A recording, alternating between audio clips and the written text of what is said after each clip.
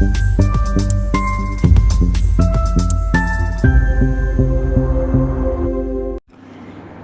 मुख्य मकसद सामाजिक न्याय को मजबूत करना, संविधान की रक्षा करना, ओबीसी समुदाय के संवैधानिक अधिकारों के बारे में जागरूकता पैदा करना। यात्रा की शुरुआत में पूर्व एमएलए दिलीप बंसोड़ ने महाराष्ट्र प्रदेश कांग्रेस ओबीसी डिपार्टमेंट के प्रदेशाध्यक्ष डॉक्टर यशपाल सिंह का स्वागत किया। इस मौके पर जिला कांग्रेस कमेटी के सहकारी जिला अध्यक्ष राधेलाल जी पटेल, वनीता ताई ठाकरे, तिरोड़ा तालुका कांग्रेस कमेटी के तालुका अध्यक्ष रमेश भाऊ टेम्हेकर, कांग्रेस कमेटी तिरोड़ा मीडिया तालुका अध्यक्ष Rakesh Kumar Temhekar, media reporter Jagendra Angase, corporator Pardhi Sam, Congress के पदाधिकारी और कार्यकर्ता मौजूद रहे। मंडल यात्रा 2026 के जरिए मंडल कमीशन के सिफारिशों को असरदार तरीके से लागू करने, सोशल जस्टिस, एजुकेशन, रोजगार, ओबीसी रिजर्वेशन और पॉलिटिकल रिफ्रेंशन जैसे मुद्दों पर भी लोगों ने जागरूकता फैलाई। यात्रा के दौरान गोंदिया, भंडारा, गढ़चिरौली, नागपुर, चंद्रपुर और वर्धा जिले में अलग अलग असेंबली इलाकों में मीटिंग, बातचीत के प्रोग्राम और पब्लिक रिलेशन कैंपेन किए जाएंगे। प्रेस रिलीज के मुताबिक कांग्रेस पार्टी ने मंडल कमीशन की सिफारिश को लागू करने, ओबीसी रिजर्वेशन को मजबूत करने, एजुकेशन में मौके बढ़ाने के, सोशल जस्टिस की दिशा में जरूरी कदम उठाने का दावा किया। इससे बीजेपी सरकार पर ओबीसी समुदाय के मुद्दों को नजरअंदाज करने और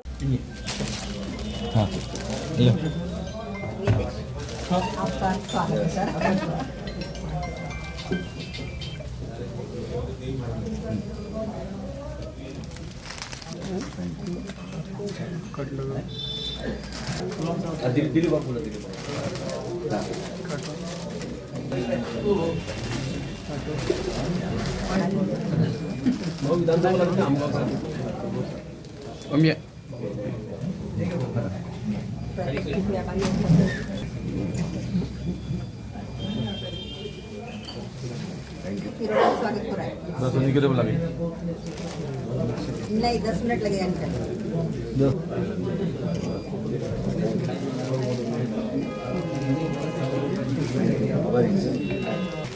परिहार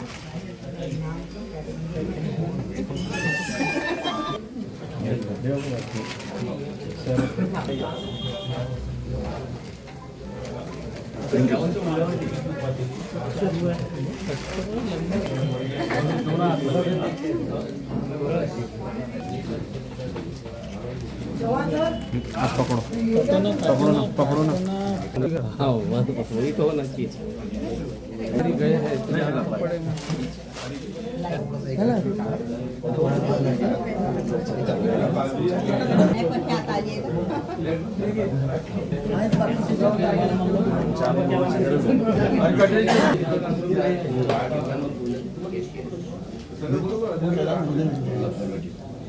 आज आपण ओबीसी समाजासाठी थोडं शांत बसायचं.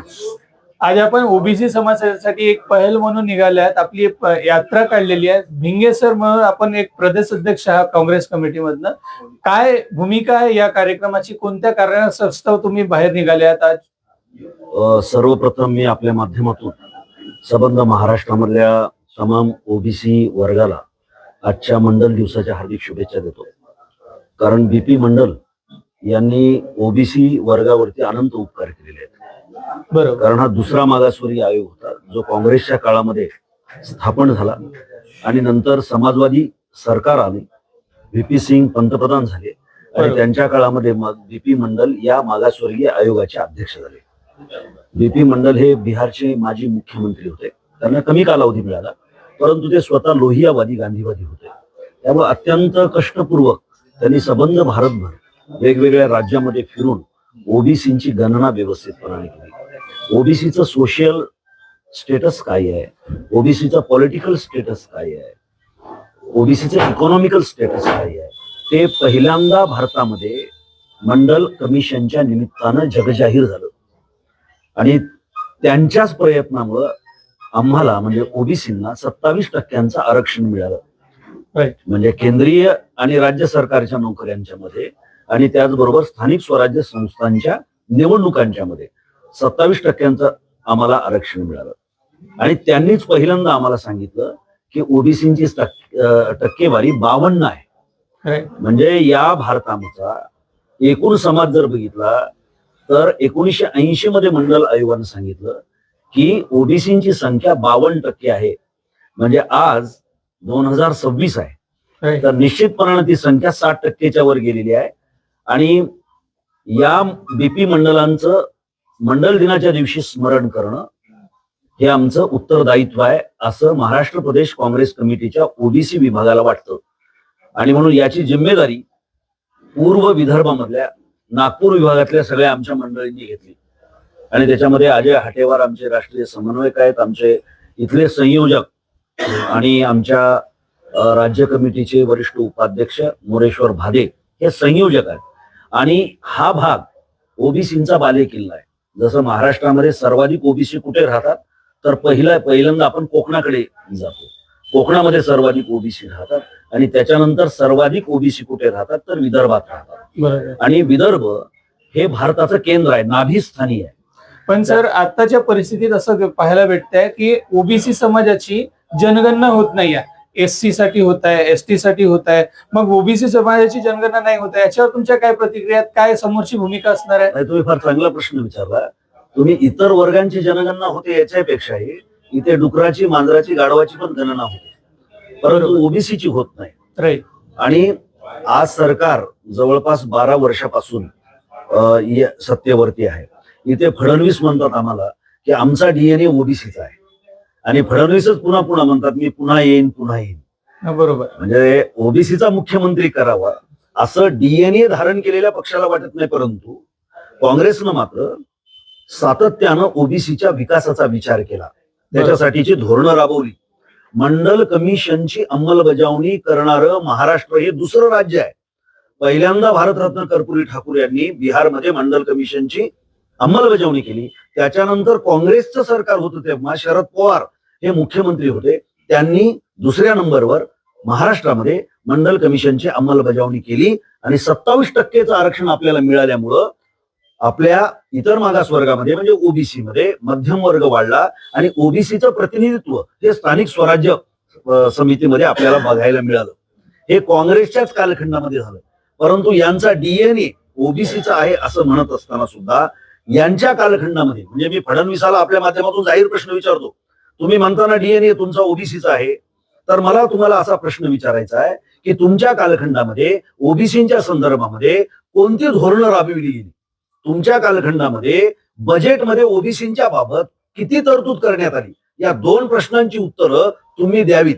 परंतु तुमचा जो डीएनए आहे तो षडयंत्रकारी डीएनए आहे, कारण तो मनुस्मृतीनं तयार केलेला आहे, बंच ऑफ थॉटनं तयार केलेला डीएनए आहे. त्यामुळं ओबीसीची फरफट करणं हेच तुमचं ध्येय आहे.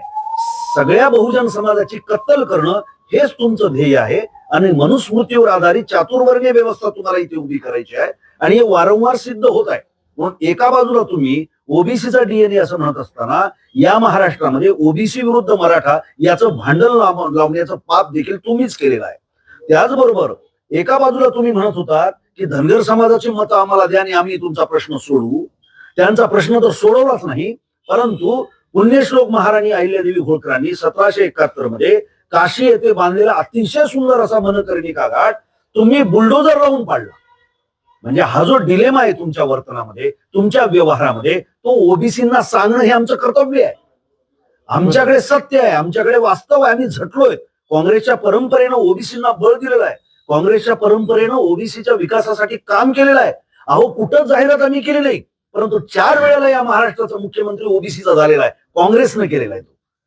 बरोबर. हे सांगावं लागेल ना आम्हाला. बरोबर. कारण काय झालंय सर, माझा प्रश्न असा स्पष्ट होता की आता जे 26 मध्ये जनगणना होणार होती किंवा 27 मध्ये होणार आहे, याच्यात 33 कॉलम आहेत आणि 12व्या कॉलम मध्ये आपलं अजूनपर्यंत ओबीसी साठी स्पष्टीकरण नाही. इकडेच मी येतोय.